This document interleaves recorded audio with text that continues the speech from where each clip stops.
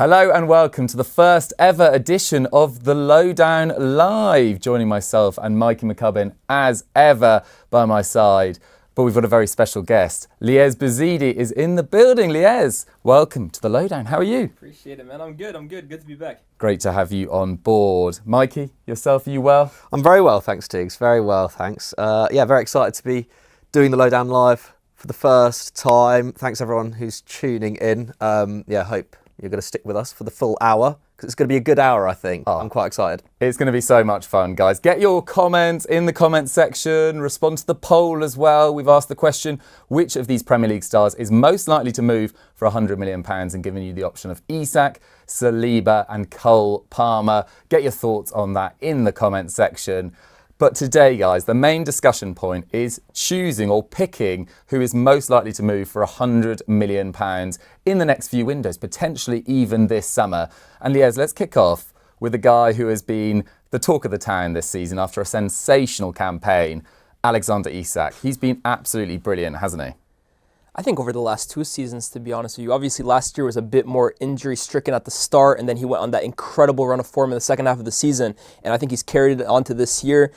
I think he's managed to stay fit for a lot of this year, which is a big thing as well, too. And at the moment, when you look at the striker landscape around Europe, which I don't think is at its absolute best these days, I don't think it's at its healthiest, but when you talk about the best strikers in the world performing the way he is right now, I think this is a striker that every single team on the planet would love to have. And the way he's playing for Newcastle at the moment, I can only imagine what kind of fee he would garner. Yeah, you look at some of his performances in bigger games as well. The Carabao Cup semi-finals against Arsenal, against two of the most promising young centre-backs in the world, and Gabriel and Saliba, and that amazing goal against Liverpool. He responds in big moments, and he's got a really diverse game as well. Yeah, you know what that's a great point, right? The fact that he almost always gives Van Dijk, Saliba, Gabriel, the best centre-backs in the league. Some would say they're some of the best centre-backs in the world. He consistently gives them issues. I've watched them now in the Carabao Cup semi-finals against Arsenal, watched them against Liverpool in the league earlier when they drew 3-3 at St. James's Park. He gives these guys issues. And these are centre-backs that, for the most part, almost feel unfazed during games. And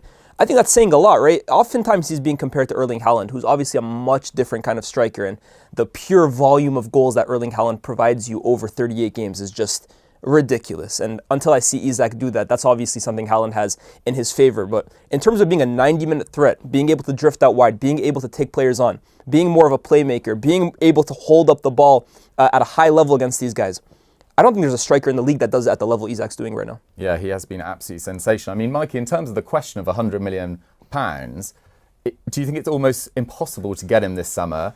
But it would be that sort of fee, wouldn't it?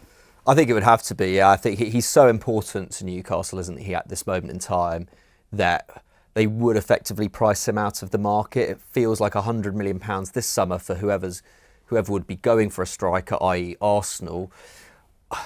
They've got so many other areas of the squad that need upgrading as well, or at least one or two other areas of the squad that would spending £100 million on a centre forward be worth it for them. I'm not so sure. I don't know whether that's how they're going to partition their funds this summer, especially if they want to go for a top-class left winger as well.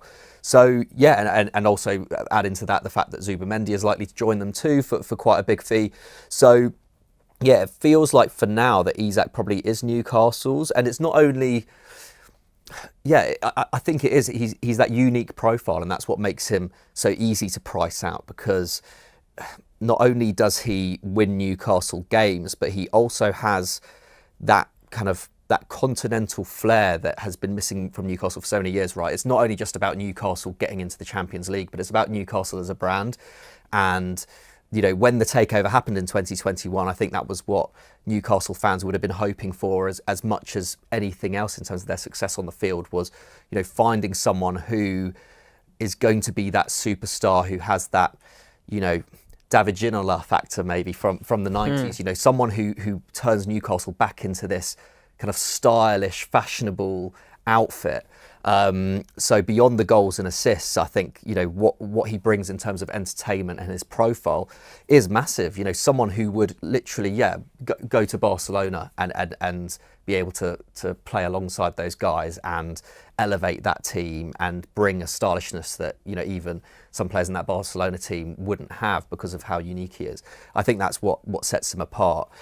So yeah, it's not only his value in terms of his performances, it's the way that he looks on the field. It's the way that he carries himself off the field. So he's massively important to Newcastle in so many ways that it feels impossible to get him out of there. So I guess the next question is, who's next on that list this summer as a centre forward, and would they be that expensive? Because we've spoken about Osimhen and Gyökeres on this channel over the last couple of weeks, and neither of them seem to be at the moment being touted for big moves, even though, only a year ago, we were talking about Gyökeres as a €100 million prospect at least. It feels like that asking price has come down. But I still feel like if there was a bidding war for Gyökeres especially, that maybe Sporting would be able to garner a bigger fee. Yeah, absolutely. I mean, there's been speculation about a sort of 60, 70 million euro release clause, which for Gyökeres feels like a real bargain. And it does feel like Sporting are kind of preparing for his exit as well. He played, I think it was 30 minutes of their knockout playoff game against Dortmund across both legs. And Rui Borges, their new manager, their third of the season, was sort of making out that he's got physical issues at the moment and he can't play that regularly. Is that Sporting trying to take him off the market effectively by getting him out of sight and mind? I'm not so sure. I feel like he's already established himself so effectively in the last couple of years. There was speculation earlier, Lyes, that Gyökeres was interested in a move to Man United, but given where you guys are at right now, surely that feels like a pipe dream.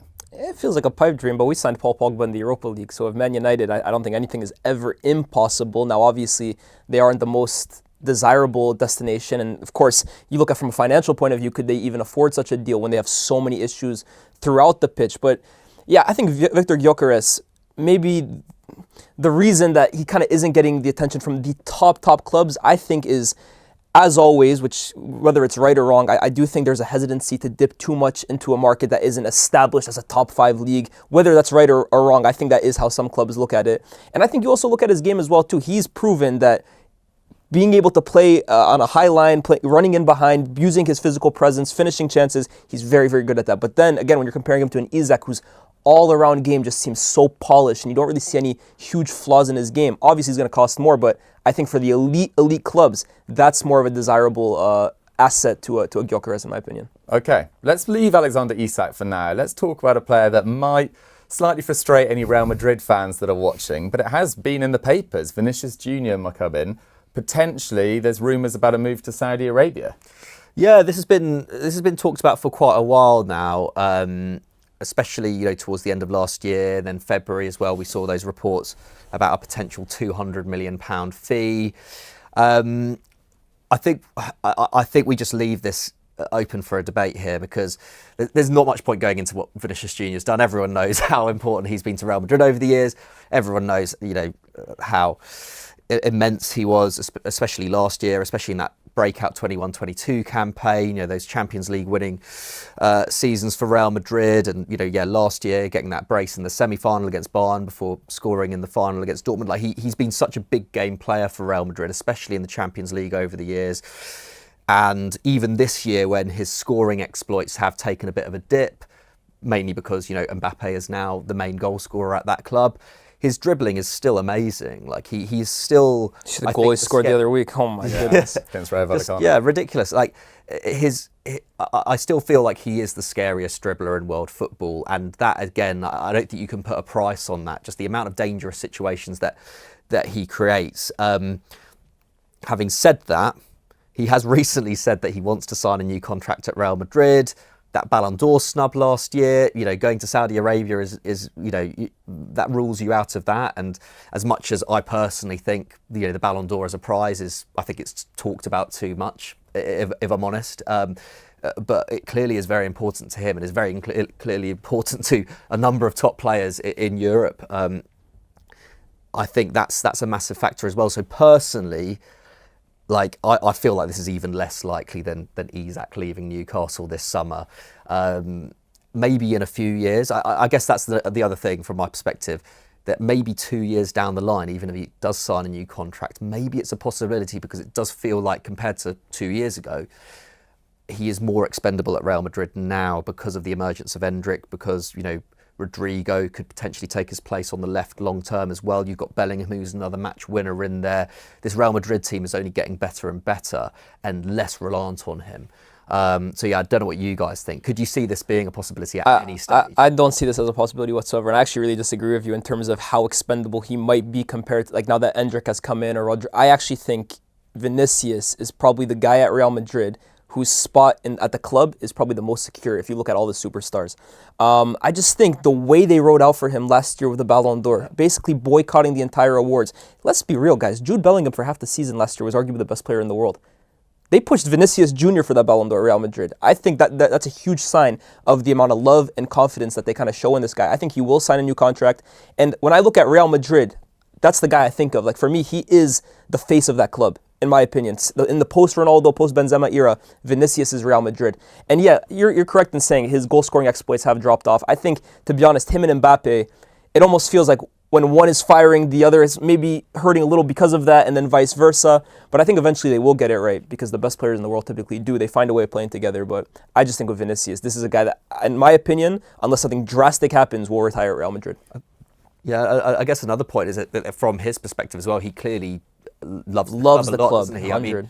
I mean, you compare him to, say, Ronaldo at his peak at Real Madrid. We've very rarely seen Vinicius really pushing for a move or try. I think it's clear that he has a pretty good team around him. He's very rarely kicked up a fuss. I know, rival fans like to say that he's a bit annoying on the field or whatever. But given the horrendous amount of abuse that he's faced in La Liga, like, a lot of players would be well within their rights to be like, you know what, I don't think I want to work in this country anymore.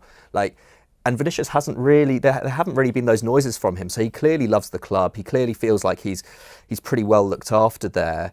But yeah, I think it's just purely a tactical thing. What does Ancelotti's successor do with that forward line? Because I feel like there's the possibility that one of them would go, because Endrick, Mbappe, Rodrygo, Vinicius, it's just...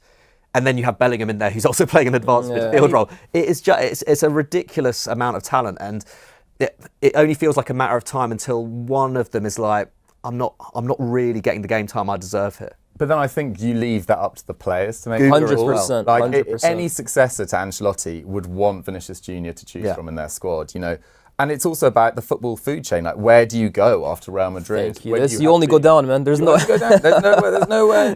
go. There's not even a sidestep move, honestly. Yeah. And there's obviously the financial benefit of moving to Saudi Arabia, but he's not short of cash at the moment. He's still so young that maybe he could move there in 10 years' time and still be effective. So I don't see Vinicius. I think the Ballon d'Or thing is a huge thing as well, too, man. You look at he even released a tweet after he claims snubbed, but I'll leave that to you guys. But he came out and basically said, it doesn't bother me, I'll come back 10 times stronger. That's clearly a huge motivation for him. He clearly wants to be seen as the best player in the world. He wants to be winning major trophies every single year. So, in my opinion, with all due respect to the Saudi League, I don't see that as a destination for Vinicius anytime soon. A counter to that, though, at Real Madrid, now with Mbappe there, if Real Madrid, say, win the Champions League this year, or in any season, it's pretty likely that someone like Mbappe is going to be a big part of that as well. Now feels like he's really up against a team, a little bit like he gets Benzema in 2022.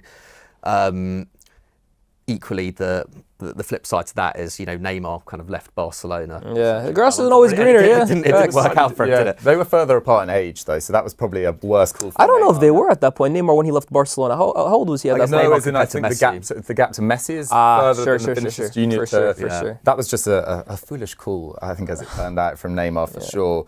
Just to give you a little bit of an update on the live poll we've got, Alexander Isak of Cole, Palmer, Saliba and Isak is on 55% as the most likely to leave. Moffat has commented saying Palmer ain't a good player. He has at times ghosted too many times in games. And that does bring me on to the player that I'm going to talk about first of all, and that is Cole Palmer. And yes, you're right, Moffat, he has had a difficult period, but I think let's not get ahead of ourselves in doubting what this guy has done for Chelsea so far. Since arriving there, 39 goals and 21 assists in 77 games. He's operating at 0.77 goals and assists per game. That's better than Didier Drogba. That's better than Frank Lampard, arguably Chelsea's best ever player. And this is a player that had only ever started 19 Premier League games before joining Chelsea. This is a player that joined a club that just finished 12th. And he's produced these numbers for sides that have finished 6th and one that is contending for Champions League football, but it's certainly not settled as a complete outfit just yet. So Cole Palmer, I think, deserves so much respect for what he's done. And despite that fact I mentioned that he hasn't scored or assisted in 9 games, he's still on 20 goals and assists in the league this year. It's really, really solid numbers for sure. You know, he's got 20 to his name. We commonly consider, I think most people say, that Morgan Gibbs-White has had a great year. He's on 11. Morgan Rogers had a great year. He's on 11. Foden is on 9, De Bruyne 8, Odegaard on 5. Cole Palmer has 20. Like, the underlying numbers behind his success do not lie. This is a guy that is consistently producing the goods, maybe not in patches, or maybe it's been too patchy, I should say, this season compared to last. But do not write this guy off at all. And he's also had to contend with the fact that Nicholas Jackson, probably the player he had the most natural relationship in the team with, has been injured for the last 4 league games as well. During that time, they've lost 2 of them. Cole Palmer's an interesting one, though, because, as I say, he's at league-leading levels. He's amongst the best players in the Premier League right now. Yeah. Chelsea, I don't know whether I'll bring in Lyes on this. It's difficult to necessarily imagine them as one of the favourites next year. It's another year without potentially a Premier League title. Do you think that comes into Cole Palmer's head that he wants to start winning the big things? Forget about even winning them. How about competing for them? I think that's probably his priority at the moment. Even getting into the Champions League would be...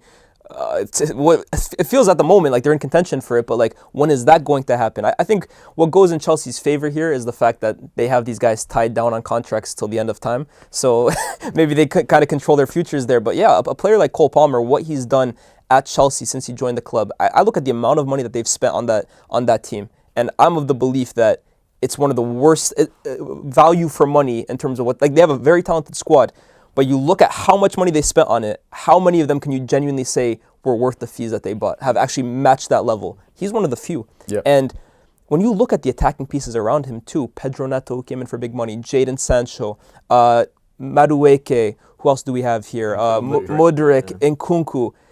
A lot of these guys came in for huge money, and you look at the numbers, just on face value compared to what he's produced. A lot of them, you can combine their numbers together, they don't have what Cole Palmer's done. So it's been a very difficult environment, I think, for anyone to thrive in. He's done it, and I completely agree with the Nico Jackson point. I think together, the two of them have such a good relationship. If you want to compare it to anything, it is a bit akin to Lampard and Drogba, what they had going on. You take a guy out of there, like in the firing line, replace him with an Nkunku, who I think we've seen now isn't an out-and-out number 9. I think it's very difficult. Now, does that taking all responsibility away from Cole Palmer? I wouldn't say that. Like, he is also responsible for his performances. I don't think he's been great as of late, but I think entire body of work since he joined the club, come on, you can't doubt that. Like, he's kept this club afloat, in my opinion. Yeah, 100%. I feel like the current form, you know, it's easy to look into that too much. That, yeah, like you were saying, the last 18 months have been so good that I think you can very easily allow him a month or two of being a little bit off the boil. And I think what sets him apart as well is he's kind of hit this form at a great age as well, hasn't he? It's not like he's got a ton of minutes in his legs when he was a teenager at this level. Like, it feels like Cole Palmer is going to be one of those players that, if he looks after himself, can remain at a very high level into his early 30s. And I think that's something that potential suitors would think about as well, in terms of paying 100 million or upwards for him. And it will be interesting to see, regardless of contract, what Palmer's conduct would be if Chelsea continues to underperform, because you'd be well within your rights then, or at least he may well feel he's within his right to kick up a fuss and be like, I need to move out of here. I'm at the top of my game. I'm, you know, one of England's top 3 best attacking players. I want my move to a Bayern or PSG or wherever. That's kind of up to him whether he wants to take that leap. I think it would be, the first thing I would say is I think it would be almost impossible to see him going to another Premier League club. And I think this is going to be a theme throughout this episode. There aren't many in Europe who can actually stump up these kind of fees. You're basically looking at PSG, Bayern, Real Madrid, Barcelona. You know, you don't know really. And that's about it, really, because the Italian clubs don't really have the funds to be paying upwards of 80, 90 million pounds on players at the moment. Especially someone like Cole Palmer, who, let's face it, he is a luxury player. Like, he is, you know, you build a team around him, and you look at Real Madrid. Jude Bellingham's in that position. We've already talked about how stacked that forward line is. I mean, if it's not Jude Bellingham, then it's Arda Güler there. I mean, even Brahim Diaz can do a job in that central attacking midfield role as well. So they're pretty well stocked there. Bayern Munich, they'd kind of have to play with 2 10s because they've got Musiala there as well, and they're being linked with Florian Wirtz as well. PSG feels like maybe the more natural fit, but even their midfield is pretty stacked under Enrique. But that's maybe where I'd say, and maybe culturally that's where Cole Palmer would go, because Paris isn't that far from London. I kind of feel like Cole Palmer's, compared to other English players at the moment, maybe a little bit more old school, likes his home comforts a little bit more. I know he moved down to London from Manchester, but it feels hard to place him elsewhere at this moment in time. But I do think, give it a couple of years, if Chelsea aren't in the contention for a Premier League title, I think he will get itchy feet. Yeah, I think you make a good point, for sure. And he does have time on his hands, but he's also in the peak of his powers right now, and he's watching what these other young players, he's watching Lamine Yamal at 17 play for a Barcelona side that look like they've got an excellent chance to win trophies right now. And he's there thinking, maybe he thinks he's just as talented. I personally don't. I don't think he's a million miles off, but he's in that conversation of most talented young players in the world. I mean, imagine if Barcelona had spent like 40 million on him back in 2 years ago, rather than spending the money they did on Dani Olmo. Yeah. Like that would be. Almost doing bits for Barca. But Palmer, is so much younger, and I think I think it does have a higher ceiling than Olmo as well. But yeah, it's obviously complete hypothetical. It's not the kind of move that Barcelona. It's also so difficult. This whole Cole Palmer discussion is so difficult because we've never seen a player with a contract until 2033. Yeah. He's got 8 years remaining this summer. That's what I'm saying. It doesn't really matter what he wants. Yeah, they've got all the power with him for sure. But I do wonder, Dougie, obviously we have no way of knowing this because this is decided in contracts, but surely when you sign a contract like that, you make sure to include like clauses or maybe get out of jail cards, like here or there. We don't qualify for Champions League 3 years in a row. There's a clause in the contract that suddenly makes me available for a certain fee. Surely these players haven't just accepted to stay at a club with no guarantee of success whatsoever for 10 years. Surely that isn't the case. So, but we've seen it in the Premier League in recent seasons as well. Super talented players that could have moved on from, I guess, good like a clubs, Zaha or like a Kane, or a Harry Kane. Those are my 2 examples ready to go. They stayed arguably as good as Kane's been at Bayern. He could have moved earlier. Easily, of course. For sure. And Zaha, we never really saw his full potential because it didn't work out at Man United and he was too expensive for Palace to let go. He got effectively Koulibaly'd and kept against his will for years, and then, it never really materialised and his career slightly petered out. But anyway, Cole Palmer will leave for another day. The club that I was going to mention that I think he's the best fit at is Bayern Munich, but they have just extended the deal of Jamal Musiala. And there is speculation about another player in Florian Wirtz, who we'll get onto in due course.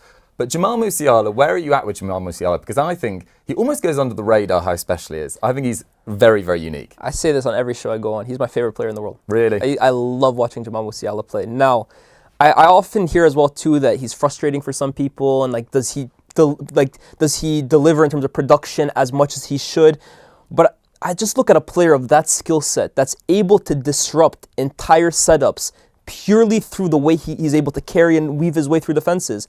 That's not a kind of player that you just find anywhere. That's a one-of-one player. Let's call it what it is, right? Some people will say it's aesthetic bias. But no, a player who's able to pick up the ball anywhere on the pitch and completely break apart a system that a coach has designed purely through his own individual brilliance, those are the best players in my opinion. And what he can do for Bayern at times, what he did against Leverkusen over these 2 legs was simply spectacular. And I think Bayern will be over the moon that they've managed to keep him down for long term, because I think if he had become available, every big club in the world would have been swimming around him like sharks, man. I think he's tremendous. He's a throwback kind of player for me, and that's why every time he's on TV, for me, is must-watch TV. Yeah, he's sensational. And you make a good point about aesthetics, because I think particularly online in the last few years, with the debate of Salah and Hazard in particular, aesthetics is something that people talk about a lot. But I think it's lost its meaning. I honestly think aesthetic bias has lost its meaning. Yeah. If you were a dribbler, it's aesthetic. It doesn't matter anymore. But surely a player who's able to carry his team up the pitch or break apart defenses, which opens up space for others, that's a valuable trait to have. Absolutely. And the fact that it's just because he looks like he's about to lose the ball every time. He never does. He never does. I think he's such he's unorthodox in the way he dribbles, actually. He's very hunchback. But deserves a massive amount of respect for breaking through at Bayern. He's also made really interesting career decisions as well, given that he was at academies in England. I mean, that was more family moving back to Germany, etc. But a huge, huge future, and now tied down to a long-term deal. And his future, McCubbs, is actually tied to the player that we're going to talk about next in some ways, in Florian Wirtz, because they are the sort of beacons of hope in German football. I mean, both are sensational, but it does feel like Bayern want Wirtz as well. Yeah, I mean that certainly seems to be the case. I think Bayern will always be linked with the best young players in Germany, and Florian Wirtz, Bundesliga Player of the Year last year, quite rightly, arguably has been even better this year than last year. I think he's only got two goal involvements off his total from last year, or 3 goal involvements off his total last year already this season. 22 goals and assists last year. He's on 19 already this year, 6 goals in the Champions League as well. Of course, Leverkusen out, but that injury that he got on the weekend meant that Leverkusen really didn't have much hope going into that second leg. Yeah. That was basically it. So, yeah, I mean, he is. I think he is the player that makes that Xabi Alonso Leverkusen team. He turns it from a very good team into one of the best teams in Europe, and it's unlucky that they came up against Bayern Munich, I think, so early on, because I think they could have made a sneaky run into the semis of the Champions League this year, and I think their performances last year kind of in some ways deserved that, just how special that season was.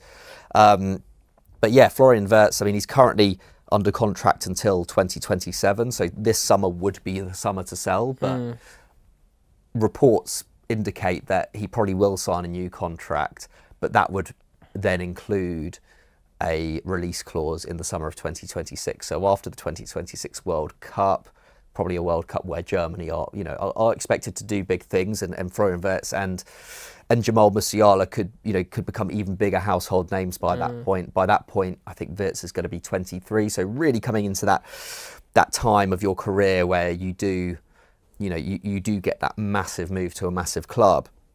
And so I feel like it will kind of depend on where Bayern are at then. Will they feel like they need to get another kind of 10 inside forward into the club, or will they be happy with what Musiala's doing, with what Olise's doing? By that point, I kind of expect Bayern to have gone big on a left winger as well, and that's not Wirtz's game. Yeah. But he is a rare talent, a little bit like with Musiala. Like there aren't many players around who can pick up balls under pressure and then go past 2 or 3 players and suddenly just completely open the game up.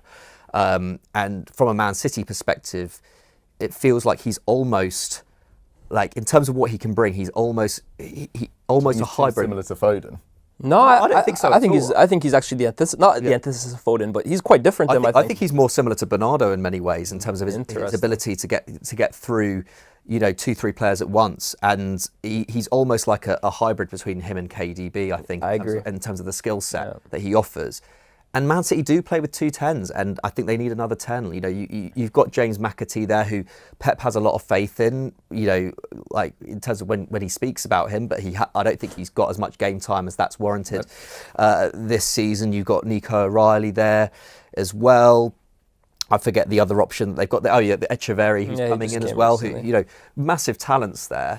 But we yet to see the evidence that they don't need someone more ready-made. And I think with Kevin, am I hearing this is probably the most likely we've heard so far of the 100 million? I think potentially, yeah. I think go on. I was going to say, I think especially with Kevin De Bruyne obviously kind of fading into the sunset at the moment, I like Foden a lot, and obviously it's been a tough season for him. But when I look at that dynamic between him and Haaland, right, I don't often see them actually combining with each other. I don't really see Foden creating chances for Haaland, and I think I almost feel like Haaland at times is scoring despite the way Manchester City play, and he's at his best when Kevin De Bruyne is at his best, consistently kind of feeding him in balls in behind. And I do think City, with De Bruyne kind of exiting from the left, they do need a natural playmaker. And as right as you are about Wirtz in terms of his ability to kind of weave through defenses, open up play, he's also a tremendous playmaker. He's so intelligent. His final ball, his weight of pass is so delicate. And I could see him kind of going into that De Bruyne role and potentially taking City back to the level that they were last season.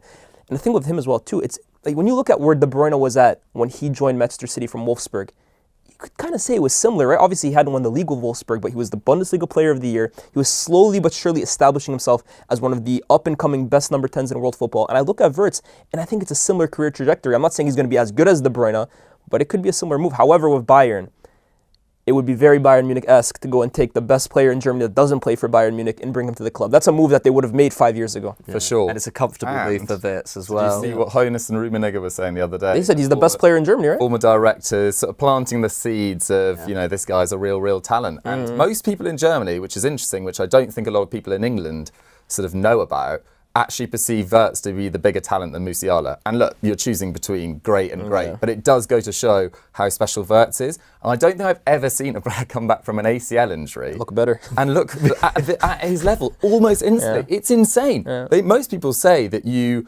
are going to be, it's going to take as long to recover and get back to your level as you were out, which is 9-10 months in some cases. Wirtz came back, and from all reports, they told Xabi Alonso, you watch what this guy can do. And what did they go do last season? They lose one game. Yeah. What does he go do this season? Back it up in a side that's had issues all over the park. Their Boniface getting linked with Saudi Arabia, some key changes in defence. I think he's absolutely sensational. And you talk about your favourite player to watch being Musiala. I love Musiala, but Wirtz is my guy for sure. I rate it, man. Wirtz, and I can't wait to see how that relationship between the two, and whether it's at Bayern or not, but with the German national team, I can't wait to see how it kind of flourishes. I did think together as a duo, they weren't as great collectively. I thought Musiala had a great campaign, but Wirtz less so at the Euros. But I'm looking really forward to seeing how those two kind of move forward, because it is a bit of a throwback having these two number 10s playing together. Like, that would be an incredible thing for me to watch, seeing players of that quality, of that technical ability, be able to get it together at international level. Yeah, hopefully they're not playing behind full Krug or someone like that. So quickly before we move on, would we say that this is probably the most likely move of the ones that are we putting this as number one so far? I think so, yeah. The only question is whether it actually ends up being 100 million. It's like it's coming out of Bayer Leverkusen as well, like that they probably would end up taking 80 to 90 million. But you think 80 to 90? I think if City's going after him, it's over 100. And especially how City have been spending recently as well. That spending spree, it's kind of like, especially, I mean, I don't think it would happen this summer, but if it were to, I think it would definitely. Well, that was going to be my final point. If it was happened in 2026, then I'm not so sure. I was listening to a German journalist the other day, or a journalist that covered German football, and he said Wirtz is a real homeboy, and Leverkusen is based very close to Cologne, where he grew up. His parents come to every home game, and he was suggesting that he wouldn't want to move until 2026. So maybe it wouldn't be one for this summer, but I think Man City should 100% be interested. I think he's absolutely amazing. Right, let's talk about one that's going to get the comments going. William Saliba, for sure. Right, here we go, Arsenal fans. What do you make of this one? Get your thoughts, by the way, and any questions in the comments section. So William Saliba is 23 years old, but I think it's fair to say that his career could have got to this level earlier. Like, his career's he's taken the long way round, going from Saint-Etienne to Arsenal, loan to Saint-Etienne, then Nice, then Marseille. Personally, I felt like the Marseille loan, the final one, was a bit unnecessary. I agree. He was already at the level to contribute for Arsenal, but either way, we've got to the stage now where he's played 3 years, or coming up to the final of his third season at Arsenal. He has been probably the key reason in my personal opinion, along with the explosion of Saka, and Odegaard's been brilliant aside from this season, the arrival of Rice. But I think he has elevated Arsenal more than any other player since his arrival. I think he's been absolutely brilliant. He's got a brilliant injury record. And actually, this is really topical, because this week he was talking about his future at Arsenal. I want to read this quote because I want to get it right. So he says, "I want to win big things with Arsenal. If you leave this club and don't win anything, then the fans will forget about you. I want to win here." That sounds like a guy that wants to stay at Arsenal. It sounds like a guy that wants to win with Arsenal. But Arsenal at the moment are in a very competitive Premier League title race next season. Not this season, it's obviously done. But next season, I think it's going to be really, really competitive once again. And they are underdogs to even reach a semi-final in the Champions League. I think it's going to be incredibly difficult. So what does he have on his mind? He has potential interest from Real Madrid, and I'll explain why they might be interested in a second as well. And we talked about the football food chain earlier, and this is no disrespect to Arsenal. It's actually no disrespect to any Premier League club, because it is the same, I think, with every Premier League club. If Real Madrid come in for you, you're going to Real Madrid. They've won 6 of the last 11 Champions Leagues. Arsenal have no European history to speak of whatsoever. They've got a Cup Winners' Cup. They are just a different level of club, and Real Madrid dwarf every club in world football. For sure. They can, it's not anything personal against Arsenal. It's just a fact. And this is a guy with the talent to play for Real Madrid for sure. You look at the injuries that Eder Militao's had over the last 2 seasons, back-to-back ACL injuries. You look at Alaba and Rodrygo now being into their 30s and with injury issues this year. The fact they've had to use Tchouaméni as a makeshift centre-back for much of the campaign. affecting his confidence and his performances levels as well. And then you've got Asensio, a young guy from the academy who's done pretty solidly, but is nowhere near Saliba's level. So I actually can see Real Madrid being very interested in Saliba this summer, next summer, the summer after that. It's not going to go away because he does feel like he's Real Madrid level. And look, Real Madrid, we've talked about it already, their forward line's pretty sorted. Their midfield is very deep now as well, but they probably do need to look at a right back, a left back and a centre back going forward, and maybe think about Courtois' long-term successor. Doesn't feel as pressing. But a centre back feels quite crucial for me, Lyes. Do you agree that you can imagine a scenario where they want Saliba? Of course, 100%. He's one of the best young centre backs in the world. I mean, you could argue he is the best young centre back in the world for his age profile. And you look at Real Madrid's pressing need for defenders, you're absolutely spot on. The amount of centre-back partnerships that they've had to kind of throw together this season, the amount of big injuries that Militao, this is his second ACL. I think it's one on each leg. Yeah. Who knows how he comes back? Rudiger, I don't think has been at his absolute best like he was last season. I think he has taken a dip in performances. And Alaba, as you correctly said, is on the wrong side of 30, and I think it's starting to show in terms of his availability and his performances. So a player like William Saliba is, of course, a massive target, I would say, for most clubs if they could get a player like that. He's incredible.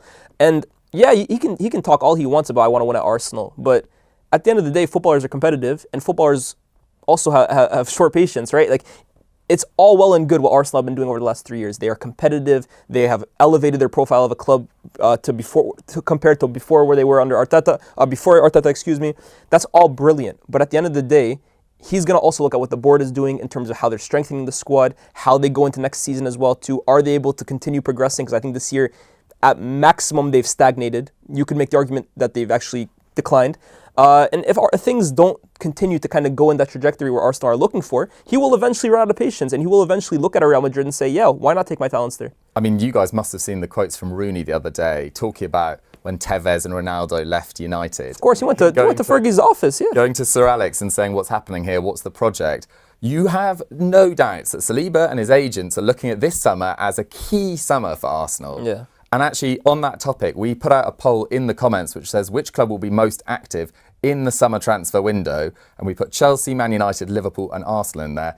It is really, really close. Liverpool won it with 29%. They need a lot. Man United, 27%. Chelsea, 25%. Arsenal, 19%. Which Not much faith in Arsenal. Because I tend to disagree, McCubbs. We talked last week. Arsenal do need a few different positions, and they this is their opportunity. Yeah, it feels like Arsenal's upcoming summer business is the most talked about in the Premier League. I think we're almost sleeping on what Liverpool are going to do, because after winning this Premier League title, as it looks like they're probably going to do, I think we're sleeping on it a little bit. I think Liverpool are going to strengthen even more, and that's going to put Arsenal under even more pressure no matter what they do in the summer, because I think, average across the last few seasons, I think Arsenal should be considered favourites for the title next season. If they don't get the injury crisis that they did this year and they strengthen, I think they've got the strongest starting 11 in the league. I think at the moment Liverpool have the strongest squad, but if Arsenal can get to that level in terms of squad strength, I think they should be favourites.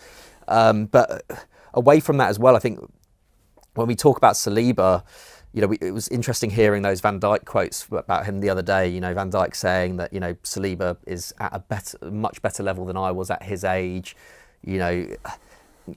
teeing him up really, as the next great centre-back, of his generation. And I think it kind of got me thinking, if there was one player in the last 10, 15 years that Real Madrid didn't sign, but should have signed, really, it was probably Virgil van Dijk. It really probably was Virgil van Dijk, in terms of someone who is just, at the top of their position for a number of years. There was maybe one season at Liverpool where you could argue Van Dijk, fell off it a little bit and wasn't considered among the best centre-backs in the world. Otherwise, he's been considered, top two, if not the standard, centre-back in the world. So I think that's telling in terms of the stature that William Saliba already has.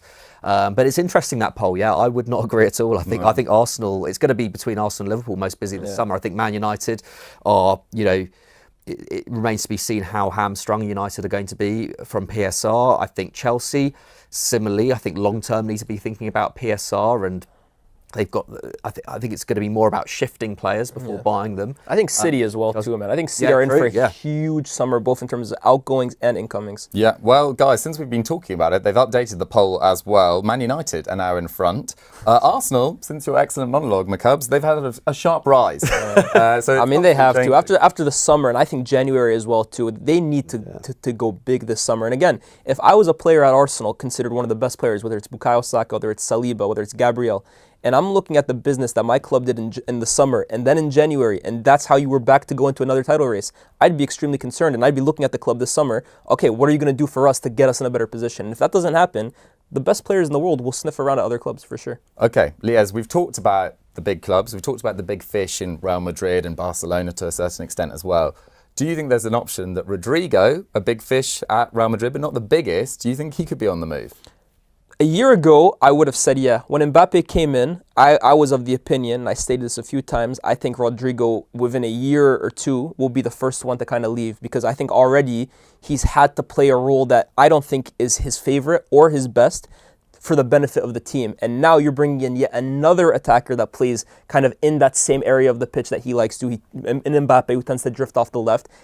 It's going to kind of push Rodrygo further down the pecking order in terms of preference. Endrick is coming in. Goulet is growing. I was of the opinion that maybe Rodrygo was the first one to, as you kind of said, like, could I go find more success as an individual somewhere else?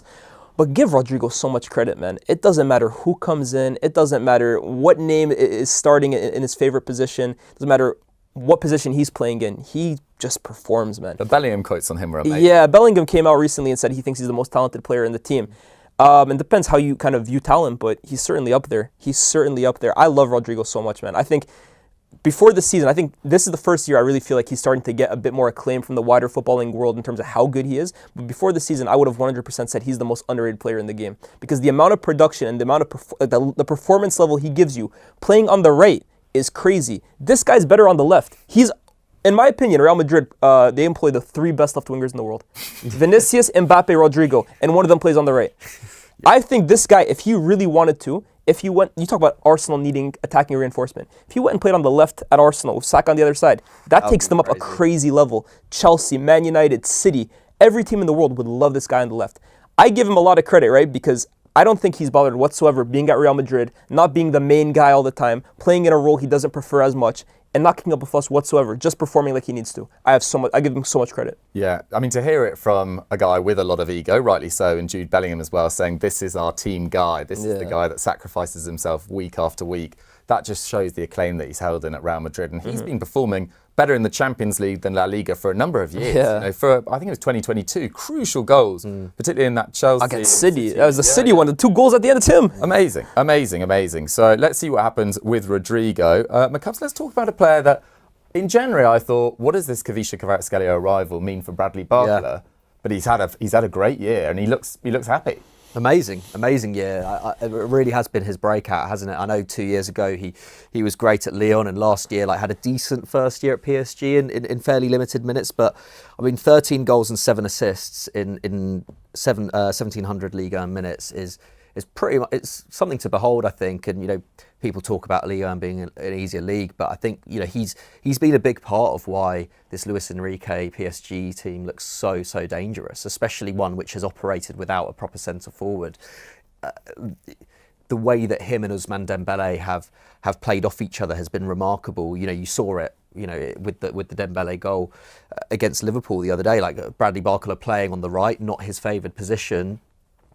And he didn't have as loud a game as Dembele and Kvicha. He did not have anywhere near as many chances, but he did create that one crucial chance that that led to Konate making that block, which wasn't didn't quite come off for him. Alisson coming out and not able to claim it, and Ousmane Dembele finishing off. Like that was the crucial moment of the game.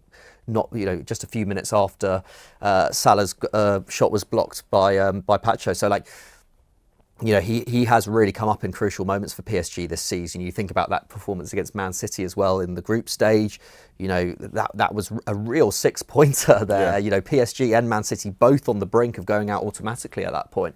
And PSG's season has turned from being another disappointing one in Europe to now they're suddenly being talked about, at least by the English media, because I think the English media have, they tend to overrate the English clubs a little bit, but because they beat Liverpool in the way that they did, they're now being considered as a potential favourite for the Champions League. We're recording this, and this is going live before the Real Madrid Atletico game, of course, and there are a ton of other, really dangerous teams left in the competition. We've spoken about Barcelona, Bayern, and Inter as well, but the fact that Mbappe left last summer, and yet they're really not missing him at all, especially in terms of their Ligue 1 displays, I think says a lot about the impact of Bradley Barcola. Similarly to Rodrygo, he's able to play on the right and still have a massive impact. Kavicha has come in and he has not been cowed by him at all. If anything, he's elevated his performances. I think he's really, really special. I think why I wanted to include him in this conversation is because I just think he's coming through at a really good time. He's 22 years old now.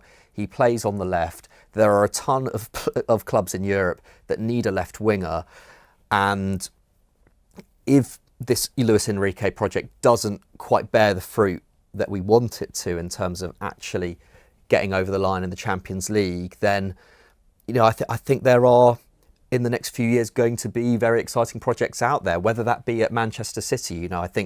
I think the jury's still out on someone like Jeremy Doku. Aside from him, Jack Grealish is the only natural left winger at the club.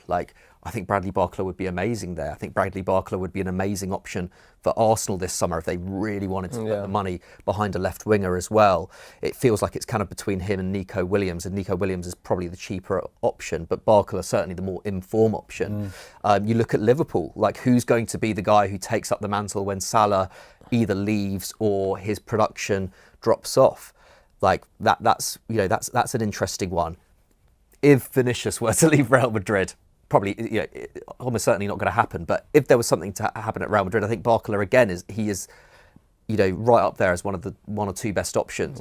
Bayern Munich as well, not even mentioned them, but they're definitely going to be looking. You talk about a Coleman replacement for sure. So I think Barcola's going to have his pick of the clubs fairly soon, actually. And I think the one name you haven't brought up in all of that is Desiree Doué, right? Because I think if you've never watched Desiree Doué, that performance over these two legs is an announcement to the world that he is coming. That is a top talent. And you look at his age, look how much money they invested behind that signing. His confidence. Yeah, the confidence in which he plays in. Oh my goodness, he's going to the top. And he's coming for Barcola's space as well too. At the moment, he's happy kind of being an impact player coming off the bench, starting on the odd occasion in Ligue 1.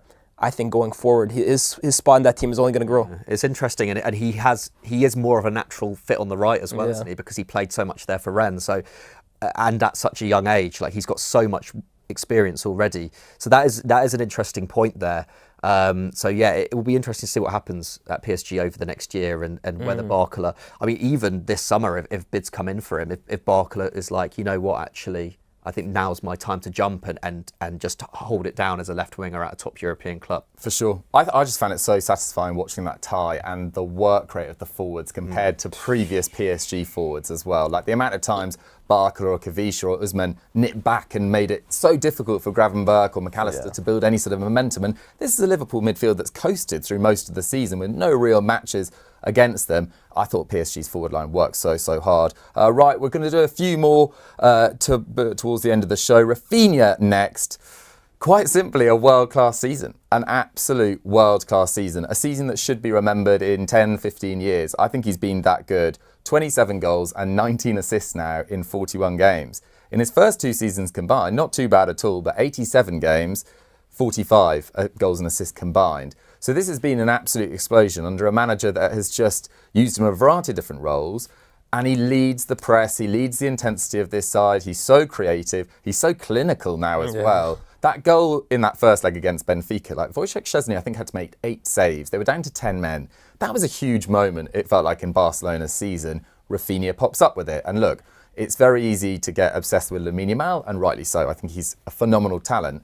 But who do I think has had the slightly better season? And it's Rafinha. And I think if it comes to a situation where Barcelona end up winning the Champions League, he should be in Ballon d'Or discussion along with Mo Salah. I'm not saying he should win it over him, but I think he has been that good this year. I think that's a debate to be had, though, now that Mo Salah's out of the Champions League. I honestly think that the calibre of players who we're going to see progress to the Champions League semi-finals now, and the stage that they're producing on, I think Rafinha is potentially favourite over Mo Salah at this point with no major international tournaments this year. I guess the Club World Cup might even have a bearing on who wins it as well this summer. But yeah. I think Rafinha is right up there. Yeah, I've got one final stat. So he's got 11 goals this year and 5 assists in the Champions League. Only one Barcelona player in their history, I couldn't believe this, has ever got over 10 goals in the Champions League campaign, and he did it 4 times. But you know what it is? I'm a little skeptical about that stat. All these Champions League stats, right? I think since the new format was introduced, they need to that's a different competition in my opinion. Like I genuinely think if Ronaldo played in this format, I think he's scoring 20 plus a year. Seriously. I was amazed that Suarez never scored 10 in the Champions League. Suarez's Champions League pedigree in general isn't as impressive as you would think for a player of that. In fact, he had a long period at Barcelona where he couldn't score away from home. He could not score away from home. So amazing striker, obviously, but it doesn't have the stats you might think. And only Alex Baena, who plays for Villarreal, who should be in a lot of people's eyes this summer, has created more chances than Rafinha. And I think he has been amazing. He's played in a variety of different positions. You take him out of this Barcelona side, and I don't think they are the favourites for La Liga, which I think they should be right now. And I don't think they are favourites to progress through to the final of the Champions League as well, despite Inter Milan, I think, giving Inter Milan Bayern is going to be an absolutely fascinating encounter as well. But in terms of a €100 million move or £100 million move, it's very, very difficult. Why would Rafinha want to leave Barcelona right now? He is finally, a little bit later than in some ways it looked like, he has finally become one of the best players in the world. How old is Rafinha? I think he's 28. This is the best. This is the peak of his career. Peak of his career. And why would you leave? So I don't see that happening. And also, one final point on him. If you are signed for £50 million in the last few years by Barcelona, you are under a lot of pressure to succeed because they have no cash. So he has delivered in very difficult. It was only 18 months ago that we were talking about Rafinha as a potential, or even 18 months ago that we were thinking, maybe Chelsea, maybe Barca actually just cash in on him. That's six months ago, they were trying to buy Nico Williams. They were trying to get him out of there. It's incredible what he's done. I give Hansi Flick a lot of credit, by the way, as well, too. For me, he's the attacker whisperer. When I saw what he did with Gnabry at Bayern Munich, come on. He had Gnabry looking like Arjen Robben for 12 months. It's no surprise what he's done with Rafinha and Yamal. Yeah, incredible season. Guys, to wrap up, we're just going to do a couple of honourable mentions. Wanted to get your thought on Rafa Leão, Lyes. He hasn't had the best season, but where are you at with his potential to move for a big fee in the future? I think it's a huge chance that he leaves this summer, to be honest with you. I think the futures of him and Theo Hernandez at Milan are very, very questionable. I think Milan in general, the whole project that's going on right now, who's going to be their coach in a few months, what is the board, what's their idea going forward, and at this point in Rafael Leao's career, is he ready to make that next step? Has he kind of accomplished everything he can at Milan? I'm a big fan of his talent. I'm not the biggest fan of his consistency week in, week out, but I also think under the right manager, maybe in the right environment, you can potentially mold that kind of talent into a world-class player, and I think he definitely has the talent to do so. Yeah, Milan have been such a mess as well. We've got a comment in from Sumna Lennon, says Rafinha has been transformed. I totally agree. We also had a question earlier from Avida Zain, who said that Wirtz was a perfect fit for Man City, so I'm glad you guys agree on that. Get your comments in for the final 5 minutes of the show. McCubb's couple of wonder kids potentially mentioned. Estevao, Pau Kubasi, Warren Zaire-Emery. Yeah. These are really high-quality players. I mean, Estevao obviously needs to prove himself at Chelsea. Before. Yeah, but I think Estevao, again, similarly to Cole Palmer, if he comes into Chelsea, we've seen what he's done in Brazil. Like, he really does look the real deal, and obviously it's very, very young and a lot of pressure to come into the Premier League and perform straight away. But I wouldn't be surprised if he came in and was just Chelsea's best winger straight away. Like, he's clearly got that kind of talent, and when you have that kind of talent, you're going to instantly attract attention, especially someone who can do it on the right wing as well. We've talked about a lot of left wingers today. There's a real dearth of world-class right wingers out there at the moment. Sure. So if you can be the one who comes through and you are the preeminent force in that position, then you are going to attract really, really big offers. So that out of those three, even though he's more of an unknown in many ways, in terms of just lack of experience in European football, he would be the one. Pau Kubasi, I think him and Lamine Yamal, Barcelona will just do everything to keep, no matter what their financial implications are. I think they will just do everything. They'll pull more levers. They will pull more levers if possible. They will sell whoever just to keep those two at the club. And Warren Zaire-Emery, I think it is an amazing talent, but maybe just is too unselfish at the moment. He's been praised a lot for his intelligence at such a young age and his ability to just let others shine. But he's a real kind of midfielder. Midfielders don't tend to garner huge fees. So So yeah, I think that one maybe not so much, but I think he is. Yeah, he's certainly worth that. And he's a PSG boy, man. Yeah. He's the local kid. The fans absolutely adore him. He wore the armband the other week. I think he's the young, maybe since Mamadou Sakho, in fact, 10 years ago, to wear the PSG armband at that age. So I don't really see him going anywhere. And I think he has to bide his time as well, too, because Fabian Ruiz is a top player. And I'm actually surprised it's taken this long for Ruiz to finally show what he can do, because I really rate him as a player. But that midfield three, we saw it over the last 2 legs. They are incredible. They were sensational. Vitinha in particular, I just thought it was one of the best Champions League displays I've seen in 5, casual. 6 years. At Anfield as well, just to rocking it. Yeah, just killed the sting out of that atmosphere so many times. I think he completed nearly 40 passes more than anyone else. It was ridiculous. It was absolutely ridiculous. And Zara Emery, we kind of talked about it actually before the cameras rolled. Unless, I mean, in 2025, people are so obsessed with goals and assists. Unless you're putting up huge numbers from midfield, you're just not going to garner the attention that you probably deserve to. And again, as you guys say, even if there is a change of ownership at PSG, which has been whispers of, they're going to want to keep one of France's best talents at PSG. Do we want to quickly before we end? So the most likely. Just do like the 3 most likely. Okay. Can we remember who we spoke about? Okay, so we spoke. I'll put them all out there, and you guys get in the comments as well with your thoughts. So Isak, Vinicius Junior, Cole Palmer, Jamal Musiala, Florian Wirtz, William Saliba, Rodrygo, Bradley Barcola, Rafinha were the main ones. So let's just do those. I think I've got mine. Have you got your top 3? I think I've got my top 3. Okay, let's go, Cubs. I'm going to go with Wirtz, probably number 1.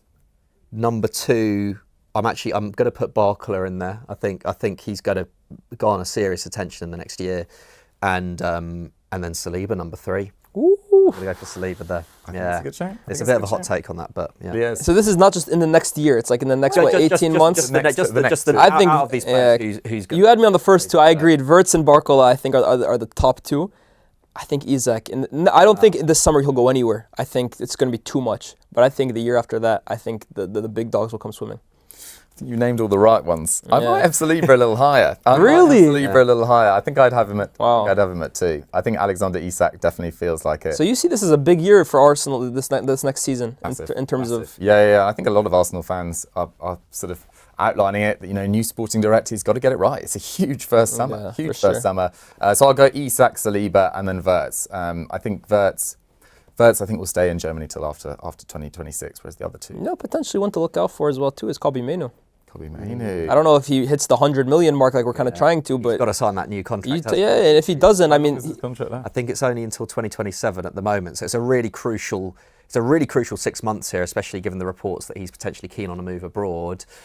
It's like, I think United need to tie him down. And it's not like he's on huge wages at the moment either. It's not like you're gonna have to pay him. You're gonna spend 90 million on him and then 300,000. He's on 20k a week at the moment, so potentially one to look out for. Let's see what happens there. A little Man United bombshell to finish the show, guys. Thank you so much for watching our first ever live edition of the Lowdown. Thanks for tuning in. Thanks for voting in the polls, getting your questions in. Big thanks to Mikey McCubbs. Thank you. And Lyes, where can the good people, if they haven't seen you, where can they find all your stuff? Just Lyes Bouzidi all over Twitter, YouTube, or X these days, YouTube, Instagram, TikTok, everywhere. And then Bleach Report as well, too. The Lyes Bouzidi takeover continues. Thank you so much for coming on the Lowdown. Thank you for having me. And guys, thank you so much for watching. Make sure if you liked the video that you hit that like button, subscribe to Sky Sports Premier League, and we'll see you next week. Bye-bye.